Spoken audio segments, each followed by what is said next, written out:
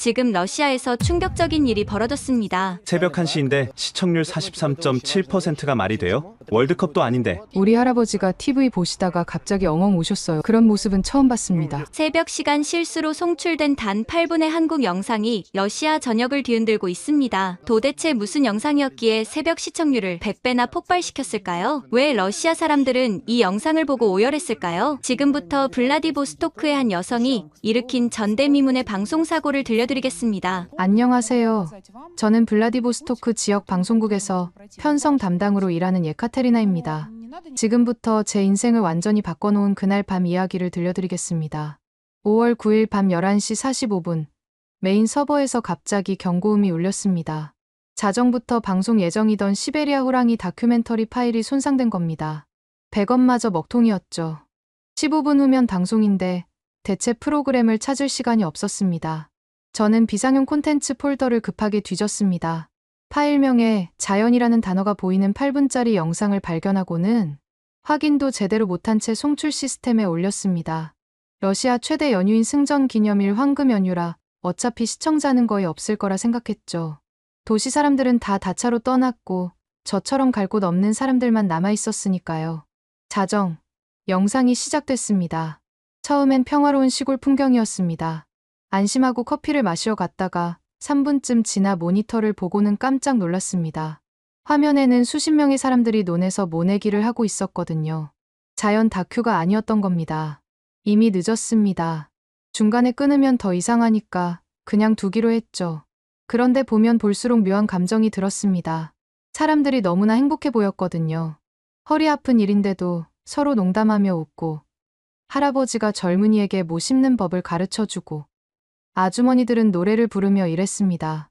정말 충격적이었던 건 쉬는 시간이었습니다. 논둑에 둘러앉아 음식을 나눠 먹는데 김치며 막걸리며 부침개를 서로 권하고 등을 토닥이며 수고했어요. 힘내세요 격려하는 모습이었습니다. 러시아어는 아니었지만 화면 아래 자막이 나왔고 무엇보다 그 따뜻한 분위기는 충분히 전해졌습니다. 저는 넋을 놓고 봤습니다.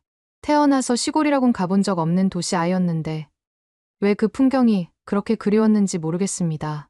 우리 할머니가 늘 말씀하시던 옛날 러시아의 모습 같았거든요. 예전엔 이웃이 가족이었단다. 누가 아프면 다 같이 도왔고 수학철엔 온 마을이 함께 일했지. 8분이 끝났습니다. 저는 한동안 멍하니 있다가 정신을 차리고 다음 프로그램을 준비했습니다. 어차피 새벽에 본 사람이 몇이나 되겠어. 그렇게 생각했죠. 그런데 5분도 안 돼서 전화벨이 울리기 시작했습니다. 처음엔 한두 통이었는데 금세 전화가 폭주했습니다. 도대체 무슨 일인가 싶어 받아보니 놀라운 내용이었습니다. 방금 그 영상 뭐예요? 우리 할아버지가 보시더니 펑펑 우세요. 저거 소련 시절 코로즈 같아요. 다시 보여주세요. 어느 나라예요? 왜 저렇게 행복해 보이죠? 전화를 받으면서도 믿기지 않았습니다. 새벽 시간에, 그것도 연휴에 이렇게 많은 사람이 TV를 보고 있었다니. 더 놀라운 건 반응이었습니다. 특히 노인분들이 많이 전화하셨는데 대부분 울먹이는 목소리였습니다. 한 할머니는 이렇게 말씀하셨습니다. 60년 전 우리 마을도 저랬어요. 다 같이 일하고 같이 먹고 서로 돕고 살았죠. 그때가 그립네요. 또 다른 할아버지는 요즘 사람들은 옆집에 누가 사는지도 몰라요. 저 영상 보니까 옛날 생각나서 가슴이 아픕니다라고 하셨습니다. 저는 당황스러우면서도 뭔가 뜨거운 게 치밀어 올랐습니다. 제가 실수로 내보낸 8분짜리 영상이 이렇게 많은 사람들의 마음을 움직였다니. 그것도 언어도 다른 외국 영상이 말이죠. 전화는 계속 걸려왔습니다. 새벽 1시가 넘었는데도 끊이지 않았습니다. 그때 한 통의 전화가 모든 걸 바꿔놓았습니다. 방송국 부국장이었습니다. 예카테리나, 지금 무슨 일이야? 시청률 측정 시스템에 오류가 생긴 건가? 새벽 시간에 31%가 나올 리가 없잖아. 저는 숨이 멎는 것 같았습니다. 31%라니. 평소 새벽 시청률이 0.3%도 안 나오는 걸 생각하면 100배가 넘는 수치였죠.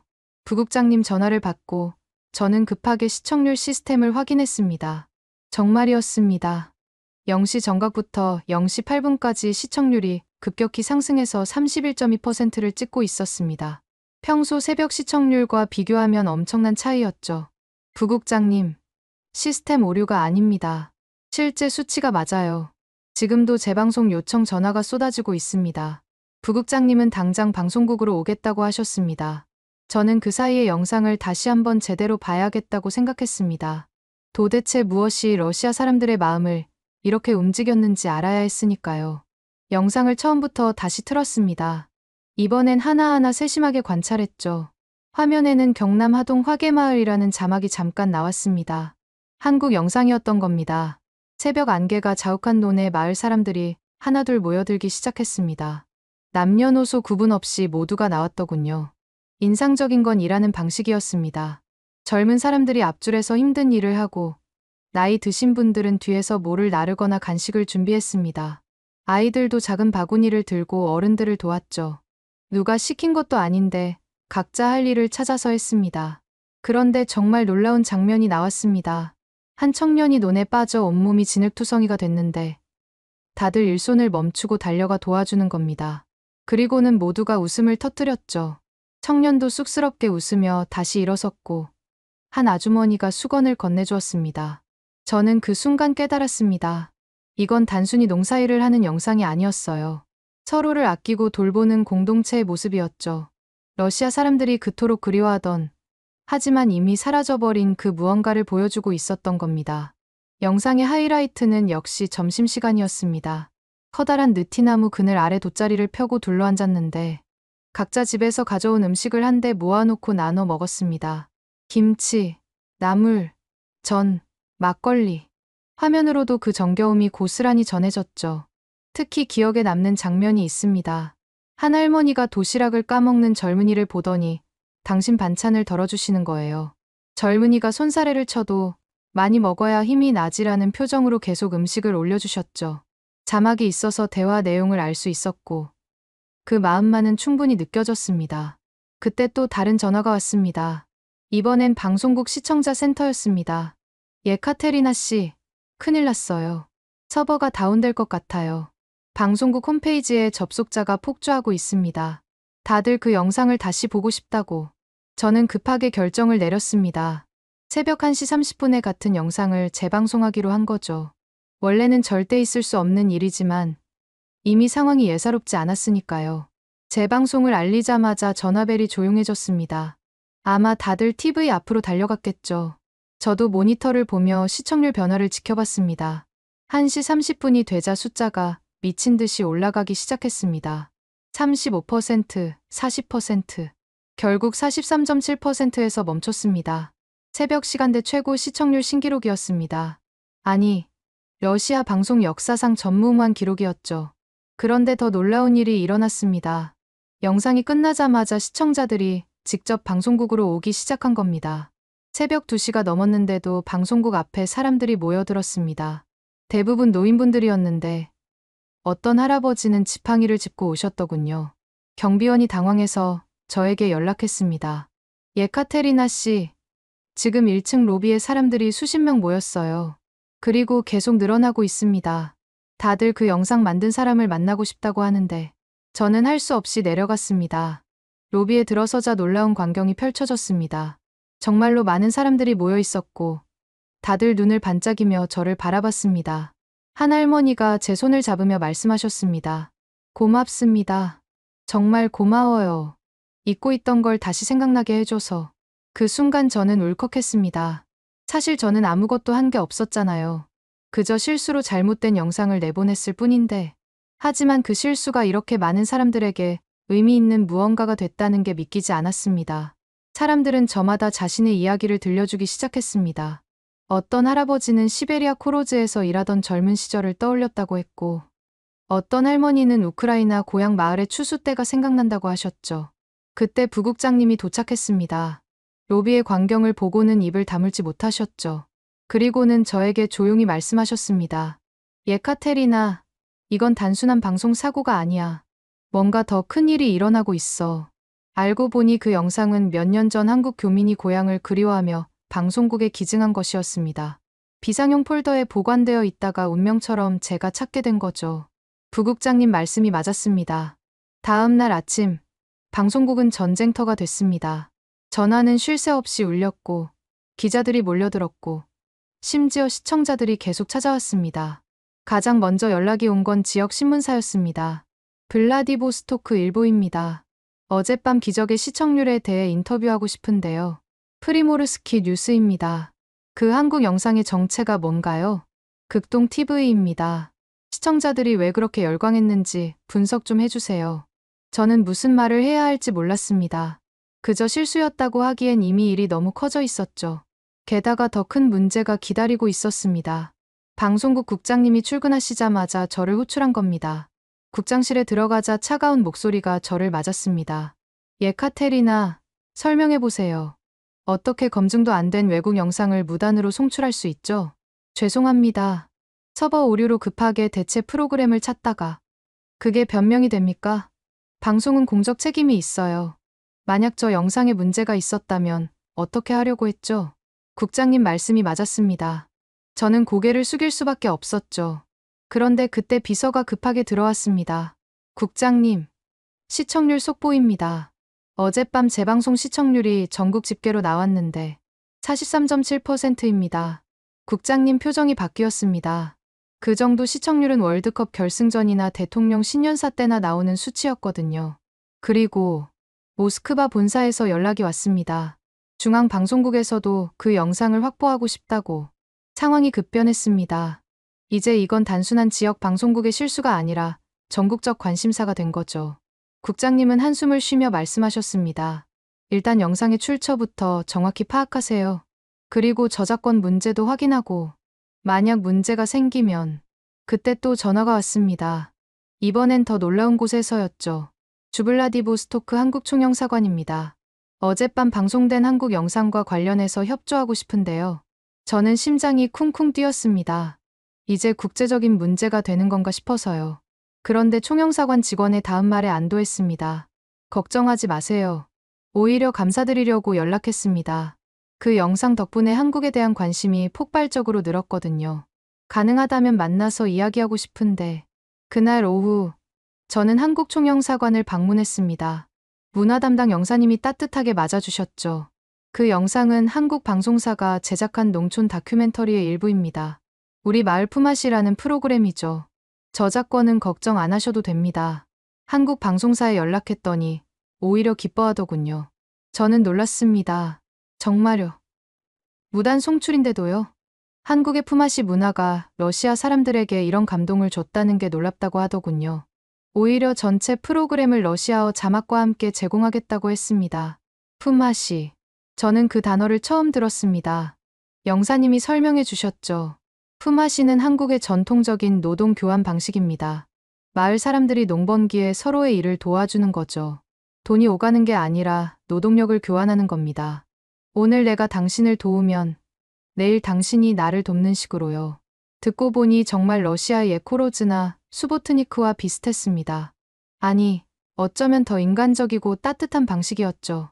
영사님은 계속 말씀하셨습니다. 사실 한국도 요즘은 이런 문화가 많이 사라졌습니다. 그래서 이런 다큐를 만들어 전통을 기록하고 있죠. 그런데 그게 러시아에서 이런 반향을 일으킬 줄은. 총영사관을 나오면서 저는 많은 생각을 했습니다. 실수로 시작됐지만 이건 단순한 우연이 아닌 것 같았어요. 러시아 사람들이 그토록 목말라 하던 무언가를 한국의 작은 마을이 보여준 거죠. 방송국에 돌아오니 상황은 더 심각해져 있었습니다. 아니, 심각하다기보다는 놀라웠다고 해야 할까요?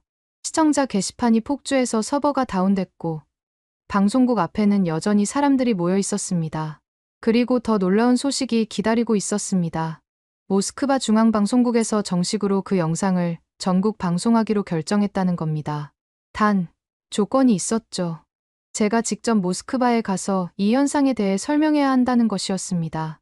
그런데 그때 정말 예상치 못한 곳에서 전화가 왔습니다. 우수리스크 고려인 문화센터였습니다. 여보세요, 예카테리나 씨죠? 우리는 고려인 3세대입니다. 어젯밤 방송을 보고 연락드렸어요. 그 품앗이라는 게 우리 할아버지, 할머니들이 하시던 바로 그거예요. 고려인, 스탈린 시절 중앙아시아로 강제 이주당했던 한인들의 후손이죠. 그들이 러시아 극동으로 다시 돌아와 살고 있다는 건 알았지만 이렇게 연락이 올 줄은 몰랐습니다. 1937년 강제 이주 때도 중앙아시아 황무지에서도 우리 조상들은 품앗이로 살아남았습니다. 서로 돕지 않으면 생존할 수 없었으니까요. 그래서 그 영상을 보는 순간 눈물이 전화기 너머로 울먹이는 목소리가 들렸습니다. 저도 코끝이 찡해졌죠. 그들에게 그 영상은 단순한 농촌 풍경이 아니라 조상들의 삶의 방식, 생존의 지혜였던 겁니다. 고려인 문화센터 회장님은 제안을 하나 하셨습니다. 우수리스크에도 아직 품앗이 전통을 기억하는 고려인 어르신들이 계십니다. 방송국에서 취재를 와주신다면 러시아 속 한국 문화를 보여드릴 수 있을 텐데. 저는 즉시 그 제안을 국장님께 보고했습니다. 국장님도 이제는 이 현상을 단순한 해프닝으로 볼 수 없다는 걸 아셨는지 특별 기획을 만들어 보라고 하셨죠. 그날 저녁 집에 돌아오는 길에 신기한 광경을 목격했습니다. 아파트 단지 놀이터에 사람들이 모여 있었는데 다들 음식을 들고 나와 나눠 먹고 있었어요. 한 아주머니가 제게 말했습니다. 그 방송 봤어요? 우리도 이렇게 해보면 어떨까 해서 각자 조금씩 가져와서 나눠 먹으니 정말 좋네요. 8분짜리 영상 하나가 만들어낸 변화였습니다. 차가운 도시의 작은 온기가 퍼지기 시작한 거죠. 다음 날 아침, 저는 한국총영사관에서 받은 자료를 자세히 살펴봤습니다. 우리 마을 품앗이 전체 시리즈가 있었는데 그 중에서도 특별한 영상이 눈에 띄었습니다. 김장하는 날이라는 제목의 45분짜리 다큐멘터리였죠. 호기심에 영상을 틀었습니다. 이번엔 경북 안동의 한 종가가 배경이었어요. 74세의 김영순 할머니가 주인공이었는데 안동 김씨 종가의 종부로 50년째 김장을 담그고 계신 분이었습니다. 영상은 김장 준비부터 시작했습니다. 새벽 5시, 할머니는 마당에 커다란 대야들을 꺼내놓으셨어요. 그리고 혼잣말처럼 중얼거리셨죠. 올해도 김장철이 왔구나. 우리 손주들 김치 없으면 밥을 못 먹는데. 6시가 되자 동네 아주머니들이 하나둘 모이기 시작했습니다. 영순아, 올해는 배추가 잘 됐네. 그러게, 날씨가 도와줬어. 자, 언니들 차 한잔하고 시작해요.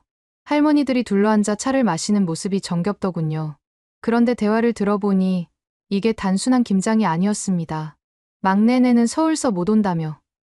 응, 애기가 아파서. 그래서 김치를 더 담가서 보내주려고. 그래, 우리가 더 담그면 되지 뭐. 이웃의 사정을 자기 일처럼 여기는 모습이 인상적이었습니다.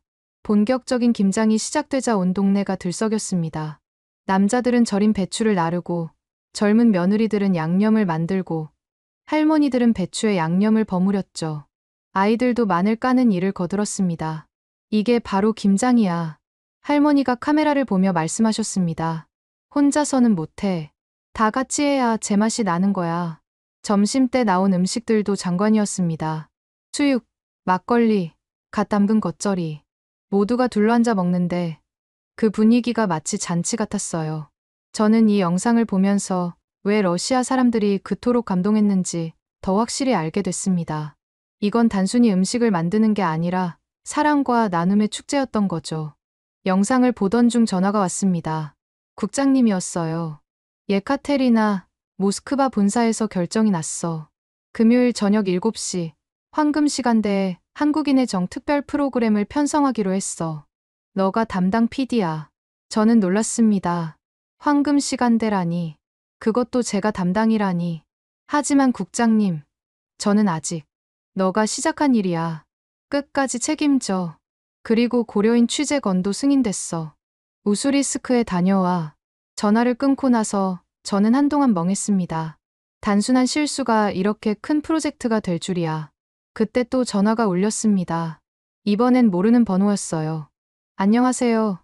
저는 카자흐스탄 크즈로르다에 사는 고려인 3세박 올가입니다. 러시아 뉴스에서 봤어요. 품앗이 영상 때문에 난리라면서요? 네, 맞아요. 그런데 카자흐스탄에서 어떻게? 저희 할머니가 꼭 전화하라고 하셔서요. 할머니가 1937년에 강제 이주 당하셨는데 그때도 김치를 담그셨대요. 화물칸에서요. 목소리가 떨렸습니다. 배추도 없고 고춧가루도 없었는데 무랑 소금이라도 있으면 김치를 담그셨대요. 그게 우리를 살렸다고.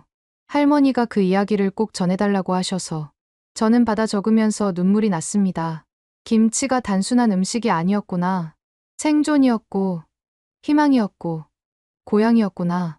우수리스크로 가는 기차 안에서 저는 고려인의 역사를 공부했습니다.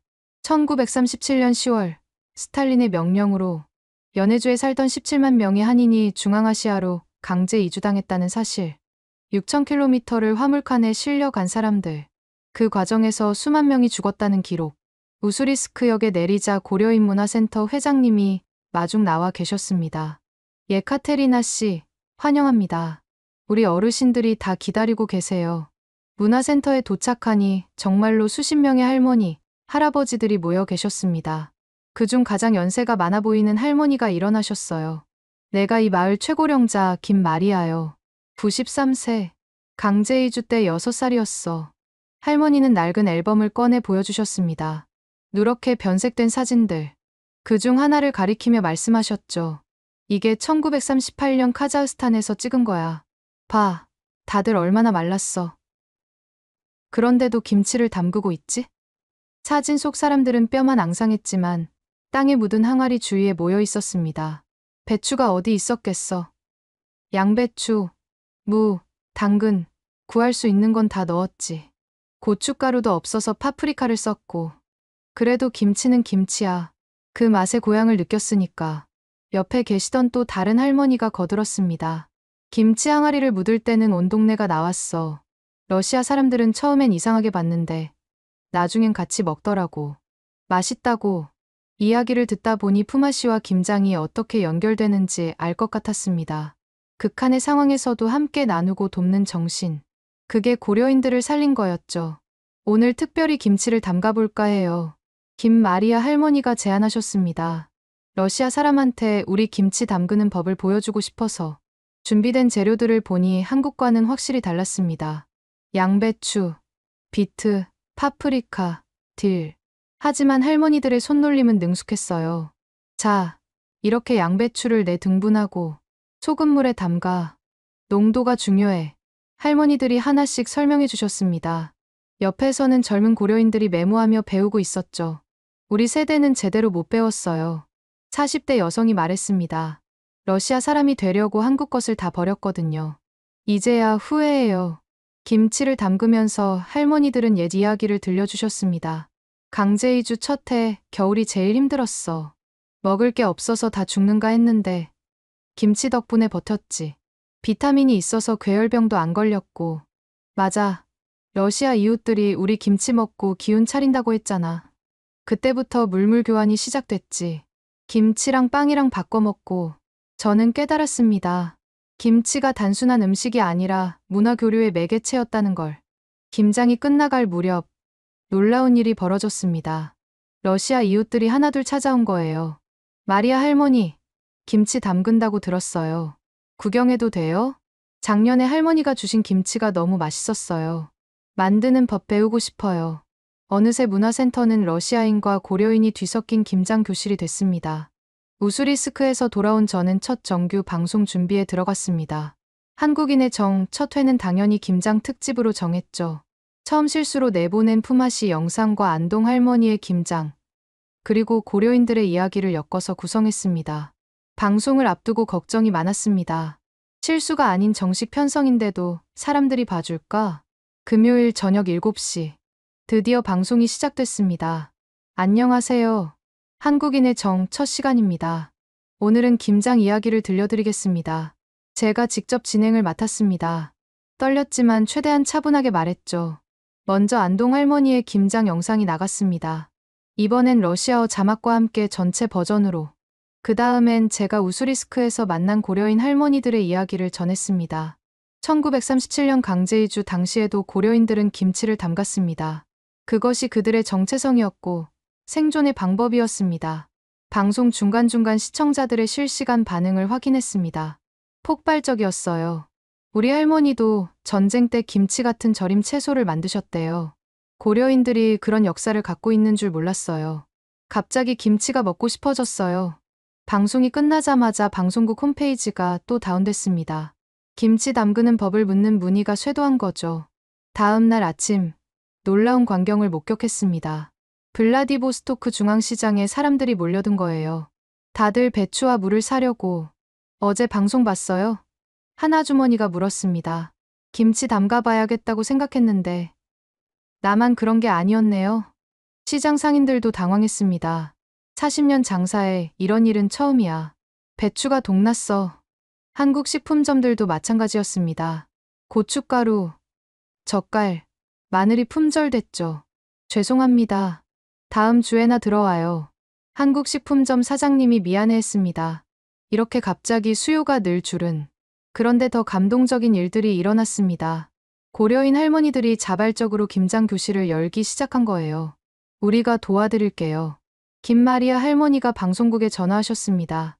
러시아 사람들한테 제대로 가르쳐주고 싶어요. 첫 방송 후 일주일, 저는 모스크바로 발령받았습니다. 러시아 원티브이 본사에서 한국인의 정을 전국 방송으로 확대하기로 결정한 거죠. 예카테리나, 축하해. 모스크바 편성국장이 악수를 건넸습니다. 블라디보스토크의 기적을 전국에서 일으켜보자고. 모스크바는 블라디보스토크와는 차원이 달랐습니다. 인구 1200만의 거대 도시. 과연 이곳 사람들도 한국의 정에 공감할까?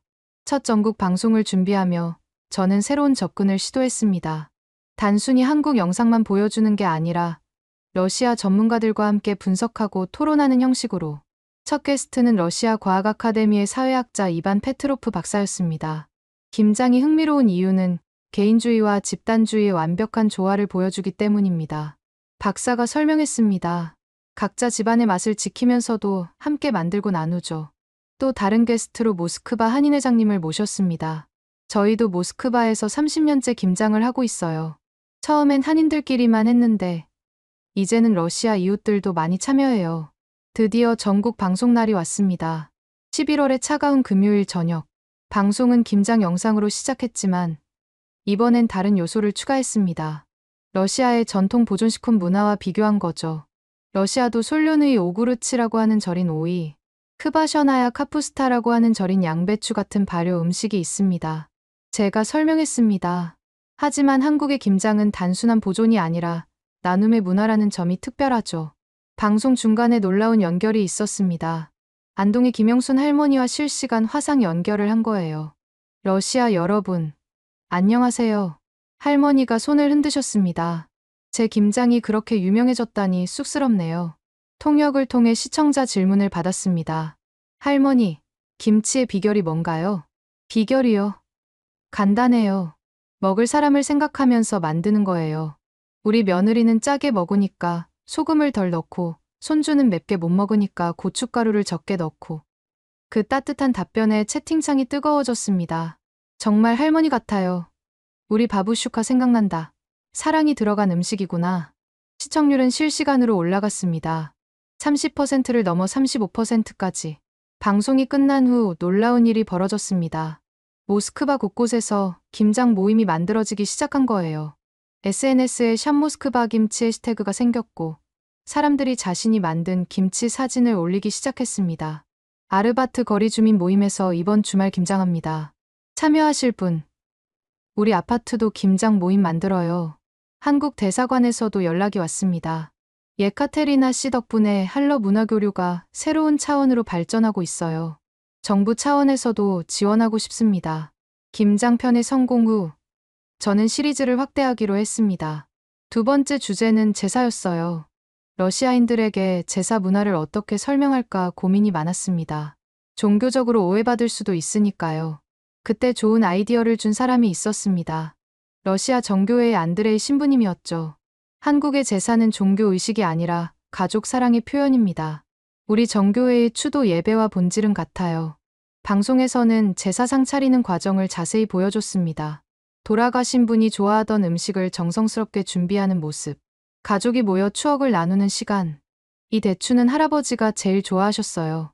한국 가족의 인터뷰가 인상적이었죠. 매년 이맘때면 할아버지 생각이 나요. 러시아 시청자들의 반응은 예상외로 뜨거웠습니다. 우리도 부활절에 묘지에 가지만 이렇게 정성스럽진 않아요. 돌아가신 분들을 이렇게 기억하는 게 아름다워요. 소련 시절엔 종교가 금지돼서 이런 걸 못했는데 특히 고령 시청자들이 큰 공감을 보였습니다. 방송 후 놀라운 변화가 일어났습니다. 러시아 가정에서도 비슷한 추모 만찬을 시작한 거예요. 어머니가 좋아하시던 보르시를 끓였어요. 한 시청자가 사연을 보냈습니다. 온 가족이 모여서 어머니 이야기를 나눴더니 너무 좋았어요. 세 번째 주제는 전통시장이었습니다. 광장시장의 활기찬 모습, 인심 좋은 상인들, 덤으로 더 얹어주는 문화. 이 모든 게 러시아인들에게는 향수를 자극했죠. 소련 시절 우리 시장도 저랬어요. 지금은 다 계산적이 됐는데 모스크바의 단질롭스키 시장 상인들이 먼저 움직였습니다. 우리도 한국처럼 해보자. 야채 가게 아주머니가 시작했어요. 감자 1kg 사는 손님에게 양파를 덤으로 얹어주기 시작한 거죠. 뭐 이런 걸 다. 손님이 당황했지만 표정은 밝았습니다. 한국 방송 봤잖아요. 정이 있어야 하죠. 정의. 이런 작은 변화들이 시장 전체로 퍼졌습니다. 상인과 손님 사이의 대화가 늘어났고 시장이 다시 활기를 찾기 시작했죠. 방송국에는 각 지역에서 연락이 왔습니다. 상트페테르부르크도 전통시장 살리기 운동 시작했어요. 노보시비르스크 시장 상인회에서 정각기 캠페인합니다. 넉 달째 접어들면서 한국인의 정 시리즈는 러시아 사회 현상이 됐습니다. 문화부에서 공식 발표를 했어요. 이 프로그램이 러시아 사회에 긍정적 변화를 일으키고 있다. 정부 차원에서도 공동체 문화 회복을 지원하겠다. 예카테리나, 큰 프로젝트가 생겼어. 편성국장이 불렀습니다. 중앙아시아 고려인들의 김장 문화를 대규모로 취재하자. 2주간 출장이야. 제작팀과 함께 카자흐스탄으로 떠났습니다. 첫 목적지는 알마티의 고려인 집성촌. 공항에 내리자 고려인협회에서 마중 나왔습니다. 어서 오세요. 러시아 방송 덕분에 우리 젊은이들이 김치에 관심을 갖기 시작했어요. 고려인 마을에 도착하니 놀라운 광경이 펼쳐졌습니다. 마을 전체가 김장 준비로 분주했어요. 매년 11월이면 온 마을이 김장을 해요. 이장님이 설명했습니다.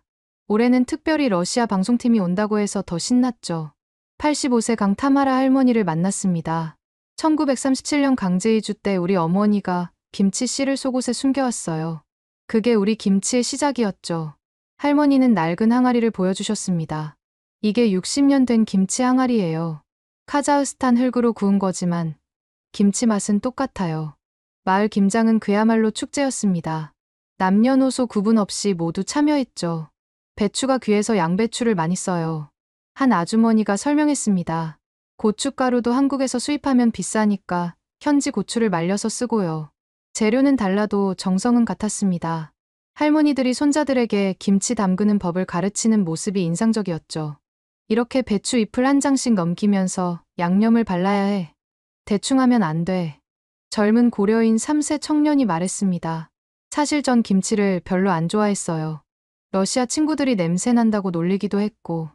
그런데 러시아 방송을 보고 생각이 바뀌었어요. 이게 우리 정체성이구나. 취재 중 가장 감동적인 순간은 러시아인 이웃들이 찾아온 때였습니다. 우리도 김장 구경해도 돼요? 물론이죠. 같이 해요. 고려인들이 반갑게 맞았습니다. 어색해하던 러시아 이웃들도 곧 분위기에 녹아들었어요. 함께 배추를 절이고 양념을 버무리고 막걸리를 나눠 마셨죠. 이렇게 다 같이 뭔가를 하니까 좋네요. 한 러시아 아주머니가 말했습니다. 우리도 옛날엔 이랬는데. 우즈베키스탄 타슈켄트로 이동했을 때는 또 다른 이야기를 만났습니다. 고려인 문화센터에서 열린 김장 행사에는 우즈벡인들도 많이 참여했어요. 김치가 우리 전통 음식이랑 비슷해요. 한 우즈벡 청년이 말했습니다. 발효시키고 채소를 저장하고 문화가 통하는 것 같아요. 타슈켄트에서 특별한 분을 만났습니다. 95세의 김안나 할머니. 강제이주 1세대 생존자였죠. 1937년 10월 28일. 그날을 어떻게 잊겠어요. 할머니의 눈에 눈물이 고였습니다. 새벽에 소련군이 와서 2시간 안에 준비하라고 했어요. 할머니는 당시 8살이었다고 했습니다. 어머니가 뭘 챙길지 몰라 허둥대셨어요. 그런데 제일 먼저 챙긴 게 김치 항아리였어요. 이거라도 있으면 살 수 있다고 하시면서 6,000km를 화물칸에서 보낸 한 달. 할머니의 증언은 생생했습니다. 화물칸에 40명이 갇혀 있었어요. 화장실도 없고 먹을 것도 없고. 그런데 우리 어머니가 챙긴 김치를 조금씩 나눠 먹으면서 버텼어요. 할머니는 낡은 숟가락을 보여주셨습니다. 이게 그때 쓰던 숟가락이에요. 김치 국물을 떠먹던. 이걸로 한 숟가락씩 나눠 먹으면서 곧 돌아갈 거다. 조금만 참자 했죠. 하지만 돌아갈 수 없었습니다. 카자흐스탄 벌판에 버려진 그들은 땅굴을 파고 살아야 했죠. 첫 겨울이 지옥이었어요. 영하 40도에 먹을 게 없어서 풀뿌리를 캐 먹었죠. 그래도 김치는 담갔어요. 억지로라도. 왜 그렇게 김치를 고집하셨어요? 제가 물었습니다. 김치는 그냥 음식이 아니었어요. 우리가 누구인지 잊지 않기 위해서였죠. 김치를 먹으면 고향 생각이 났고, 언젠가는 돌아갈 수 있다는 희망이 생겼어요. 할머니는 마을 공동묘지로 우리를 안내했습니다. 여기 계신 분들이 다 그때 돌아가신 분들이에요. 춥고 배고파서. 그래도 마지막까지 김치 항아리는 지켰어요. 묘비에는 한글과 키릴 문자가 함께 새겨져 있었습니다. 우리 어머니 묘예요. 할머니가 한 묘비를 쓰다듬었습니다. 김치 담그는 법을 잊지 마라가 유언이었어요. 취재를 마치고 숙소로 돌아오는 길에 팀원들 모두 말이 없었습니다. 김치가 단순한 음식이 아니라 생존이고 정체성이고 희망이었다는 걸 실감했으니까요. 그날 밤 저는 일기를 썼습니다. 고려인들에게 김치는 무엇일까? 그건 아마도 돌아갈 곳이 아닐까. 물리적으로는 돌아갈 수 없었지만 김치를 통해 매일 고향으로 돌아갔던 것이다. 키르기스스탄 비슈케크가 마지막 취재지였습니다. 이곳에서는 놀라운 변화가 일어나고 있었어요. 러시아 방송 이후로 김치가 완전히 달라졌어요. 고려인회관 관장이 말했습니다. 전에는 숨기고 싶어 했는데 이제는 자랑스러워해요. 중앙아시아 취재를 마치고 모스크바로 돌아왔을 때 놀라운 소식이 기다리고 있었습니다. 안동의 김영순 할머니가 러시아 방문을 수락했어. 편성국장이 흥분해서 말했습니다. 고려인 할머니들과의 만남을 주선하자. 이것은 단순한 만남이 아니었습니다. 1937년 강제 이주로 헤어진 한민족이 87년 만에 다시 만나는 역사적 순간이었죠. 공항에서의 만남을 위해 중앙아시아에서 고려인 할머니 3분을 초청했습니다. 김안나 할머니, 강타마라 할머니, 그리고 박마리아 할머니. 작년 11월 15일 오후 3시 모스크바 셰레메티예보 공항. 할머니들 곧 나오실 거예요. 제가 고려인 할머니들께 말씀드렸습니다. 3분 모두 손에 꽃다발을 들고 계셨어요. 눈시울이 벌써 붉어져 있었죠. 드디어 게이트가 열리고 김영순 할머니가 나타났습니다. 곱게 한복을 차려입으신 모습이었어요. 순간 시간이 멈춘 것 같았습니다. 어머, 김안나 할머니가 먼저 다가갔습니다. 진짜 고향에서 오셨구나. 두 할머니가 포옹하는 순간 공항 로비에 있던 모든 사람이 숨을 멈췄습니다. 고생 많으셨어요. 정말 고생 많으셨어요. 김영순 할머니가 울먹였습니다. 아니에요. 우리가 더 고마워요. 잊지 않고 찾아와 주셔서. 네 분의 할머니가 함께 울었습니다. 주변 사람들도, 취재진도, 공항 직원들도 다 울었어요. 87년이에요. 87년 만에 고향 사람을 만나는 거예요. 강타마라 할머니가 손수건으로 눈물을 닦았습니다. 할머니들은 한국어와 러시아어를 섞어가며 이야기를 나눴습니다. 언어는 달라도 마음은 통했죠. 다음 날 모스크바 한국문화원에서 특별한 김장 행사가 열렸습니다. 오늘은 남북이 함께 김장을 합니다. 제가 소개했습니다. 아니, 정확히는 헤어졌던 한민족이 다시 만나 김장을 하는 거죠. 한쪽에서는 김영순 할머니가 한국식 정통 김장을, 다른 쪽에서는 고려인 할머니들이 중앙아시아식 김장을 시작했습니다. 어머, 양배추로도 김치를 담그네요. 김영순 할머니가 신기해했습니다. 배추가 없어서 이렇게 했어요. 그래도 맛은 비슷해요. 김안나 할머니가 웃었습니다. 두 가지 김장법이 서로 섞이기 시작했습니다.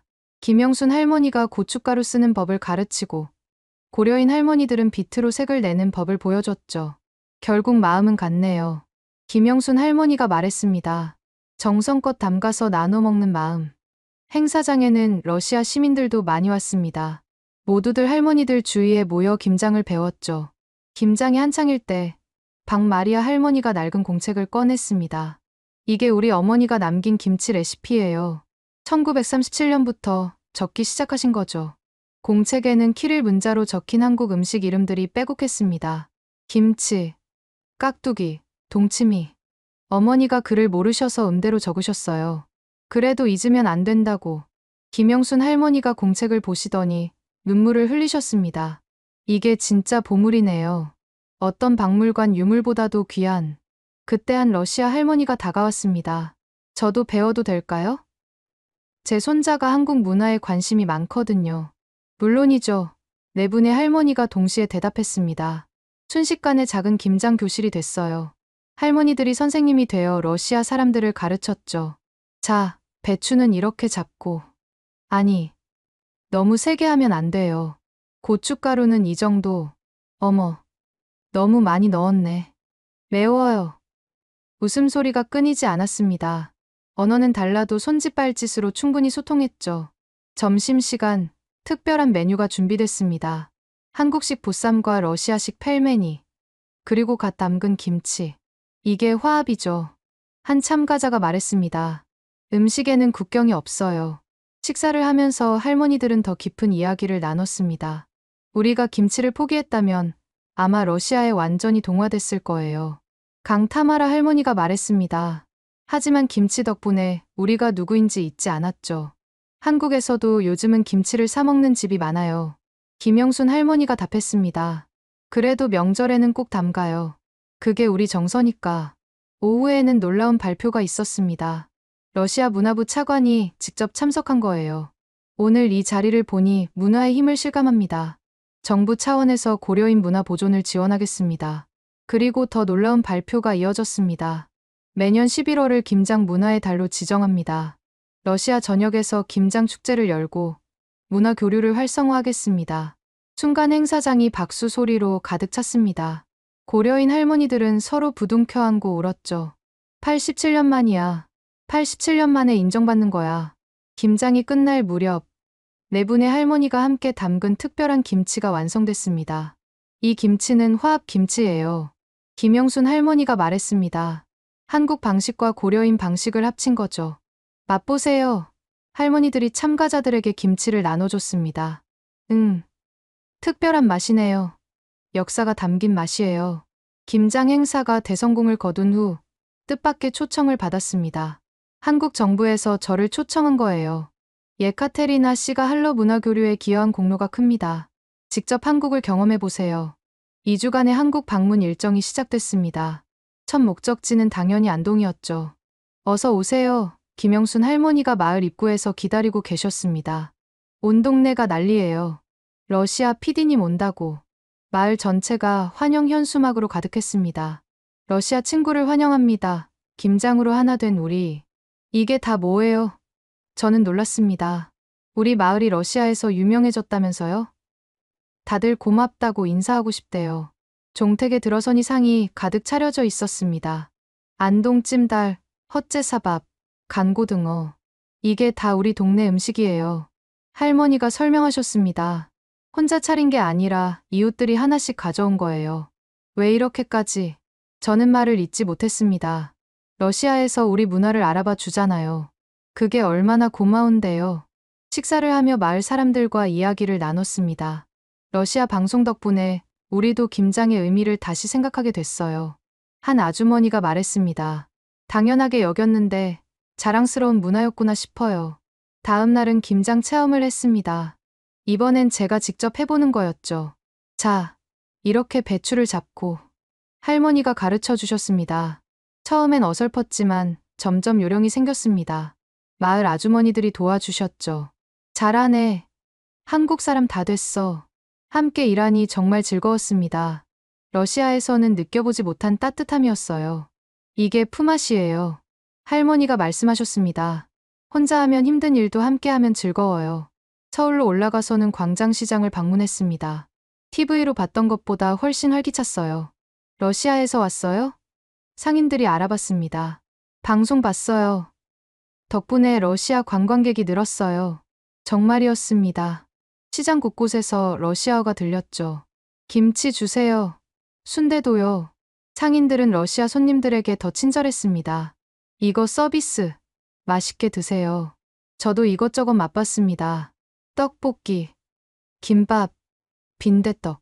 돈 안 받아요. 한 아주머니가 손사래를 쳤습니다. 러시아에 우리 시장 알려줬잖아요. 아니에요. 제가 내야죠. 에이, 정이 있어야지. 정이. 결국 공짜로 배불리 먹었습니다. 미안하면서도 고마웠어요. 서울에서 가장 인상 깊었던 건 아파트 문화였습니다. 한국문화원 직원이 자신이 사는 아파트로 초대했거든요. 마침 오늘 이웃 모임이 있어요. 같이 가시죠. 아파트 커뮤니티룸에 주민 20여 명이 모여 있었습니다. 각자 음식을 하나씩 가져왔더군요. 이게 한국의 아파트 문화예요. 한 주민이 설명했습니다. 요즘은 이런 게 많이 사라졌는데 러시아 방송 보고 다시 시작했어요. 러시아 방송이요? 네. 김장하는 거 보고 우리도 뭔가 해보자고. 처음엔 김장 모임으로 시작했다가 이제는 매월 만나요. 이웃들은 음식을 나눠 먹으며 이야기꽃을 피웠습니다. 아이들 교육 정보도 공유하고 동네 소식도 전하고 전에는 엘리베이터에서 만나도 인사만 했는데 이제는 진짜 이웃이 됐어요. 저는 부러웠습니다. 러시아 아파트에서는 상상도 못할 일이니까요. 어떻게 시작하셨어요? 제가 물었습니다. 용기가 필요했죠. 처음엔 다들 어색해했어요. 그런데 막상 모이니까 너무 좋더라고요. 다음 날은 한국 전통 제례를 체험했습니다. 종로의 한 문화센터에서 시연하는 제사였죠. 제사는 돌아가신 분을 기억하는 시간입니다. 강사가 설명했습니다. 음식 하나하나에 의미가 있어요. 제사상 차리는 것을 배웠습니다. 홍동백서, 조유리 씨. 복잡했지만 그 정성이 느껴졌어요. 러시아도 부활절에 묘지에 가시죠? 강사가 물었습니다. 네. 하지만 이렇게 정성스럽진 않아요. 형식은 달라도 마음은 같아요. 조상을 기억하고 감사하는 마음. 가장 인상적이었던 건 차례 음식을 나누는 모습이었습니다. 제사가 끝난 후 모든 음식을 참석자들이 나눠 먹었죠. 이게 음복이에요. 조상님과 함께 먹는다는 의미죠. 마지막 날, 인사동을 걸었습니다. 전통과 현대가 공존하는 거리. 러시아도 이런 곳이 있으면 좋겠다고 생각했어요. 한찻집에 들어갔습니다. 주인 할머니가 차를 내주시며 말씀하셨어요. 러시아 방송 봤어요. 우리 김치가 그렇게 유명해졌다니 신기해요. 러시아 사람들이 정말 감동했어요. 그게 다 정 때문이에요. 김치에 정이 들어가니까 러시아 분들이 그 정을 느낀 거죠. 할머니는 약과를 더 주셨습니다. 러시아 가실 때 가져가세요. 김치는 못 가져가도 이건 되잖아요. 공항으로 가는 길, 가방에는 선물이 가득했습니다.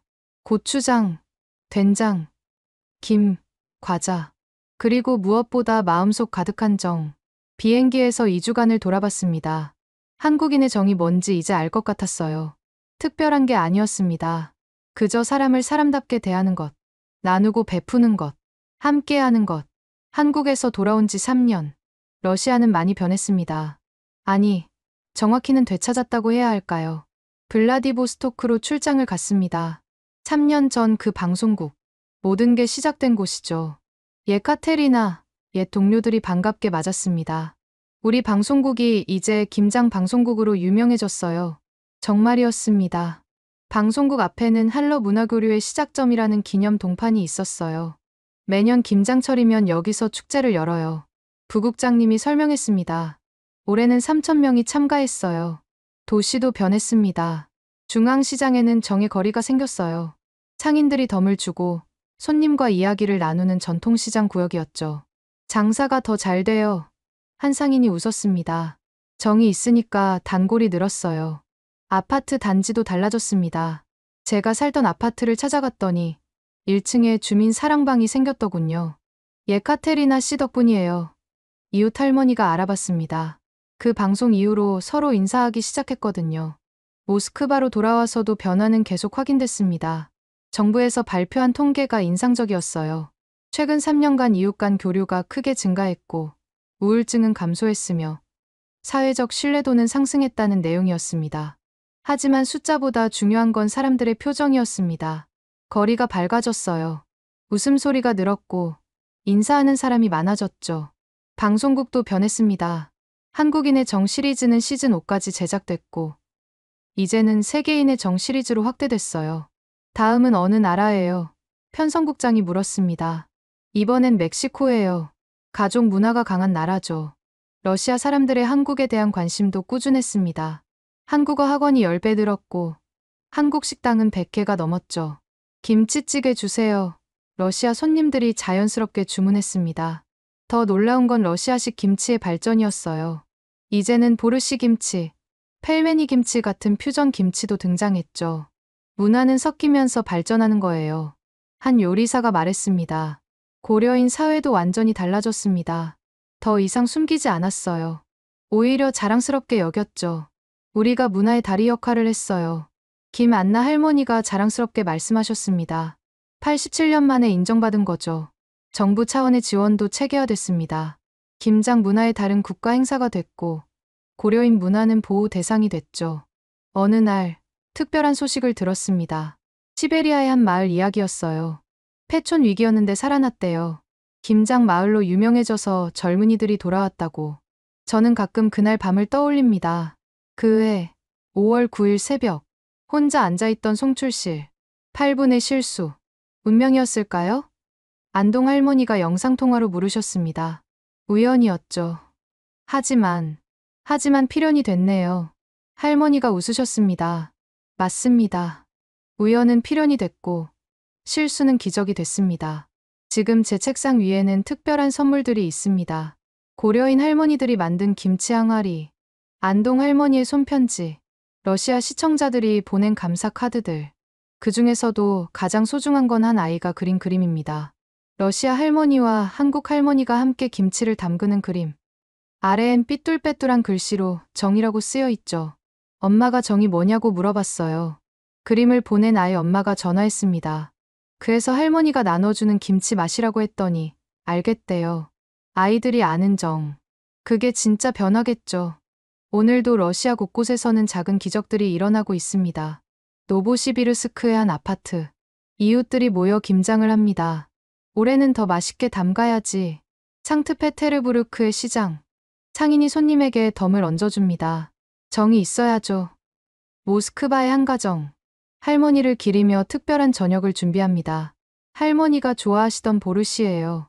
작은 변화들. 하지만 이게 모여 큰 물결이 됐습니다. KBS에서 특집 다큐멘터리를 만들고 싶다고 연락이 왔습니다. 김치가 만든 기적, 러시아 편. 예카테리나 씨가 주인공이에요. PD가 말했습니다. 저는 그저 실수했을 뿐인데요. 그 실수가 얼마나 아름다운 결과를 만들었는지 보여주고 싶어요. 촬영하면서 많은 사람을 다시 만났습니다. 3년 전 방송국 로비에서 울던 할머니, 이제는 김장 강사가 되셨더군요. 예카테리나 씨 덕분에 삶이 바뀌었어요. 이제는 외롭지 않아요. 러시아 곳곳에서 만난 사람들이 비슷한 말을 했습니다. 정을 알게 됐어요. 이웃이 생겼어요. 함께하는 게 행복해요. 하지만 가장 큰 변화는 저 자신이었습니다. 5년 전에 저는 외로운 도시 여자였습니다. 가족도 멀고 친구도 없고 일만 하며 살았죠. 지금은 다릅니다. 러시아 전역에, 중앙아시아에, 한국에 가족이 있습니다. 혈연은 아니지만 마음으로 연결된 가족들. 며칠 전 눈이 펑펑 내리는 날이었습니다. 혼자 있으려다가 문득 생각이 났어요. 이웃들과 김치전이나 부쳐 먹을까? 그룹 채팅에 메시지를 보냈더니 순식간에 답이 왔습니다.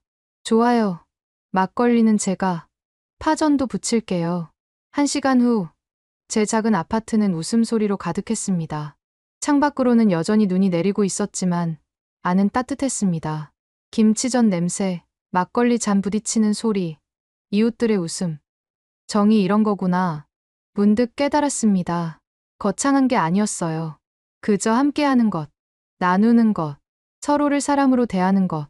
8분의 실수가 가르쳐준 건 바로 그것이었습니다. 인간은 혼자가 아니라는 것. 우리는 모두 연결되어 있다는 것. 그리고 그 연결의 이름은 정이라는 것. 내일도 어딘가에서 누군가 이웃의 문을 두드릴 겁니다. 김치 담갔는데 좀 드세요. 그리고 또 하나의 작은 기적이 시작되겠죠. 지금까지 블라디보스토크의 예카테리나 씨가 들려준 놀라운 이야기 어떠셨나요? 8분의 실수가 만든 5년의 기적. 한국의 작은 시골 마을 영상이 러시아 전역을 따뜻하게 바꾼 감동의 여정이었습니다. 김장하는 할머니의 정성, 87년 만에 다시 만난 고려인들의 눈물, 그리고 국경을 넘어 퍼져나간 정의 물결. 이 모든 것이 우리에게 전하는 메시지는 분명합니다. 세상을 바꾸는 건 거창한 계획이나 큰 돈이 아니라 이웃을 향한 작은 관심과 정성이라는 것을요. 오늘 여러분도 이웃에게 먼저 인사해보는 건 어떨까요? 김치 한 포기, 따뜻한 차 한 잔을 나누는 것에서 기적은 시작됩니다. 이 감동적인 이야기가 더 많은 분들께 전해지길 바랍니다. 영상이 마음에 드셨다면 좋아요와 구독, 그리고 꼭 공유해주세요. 한국인의 정이 만든 이 아름다운 기적을 더 많은 사람들이 알 수 있도록 여러분의 작은 클릭이 또 다른 기적의 시작이 될 수 있습니다. 지금까지 코리아 원더풀이었습니다. 감사합니다.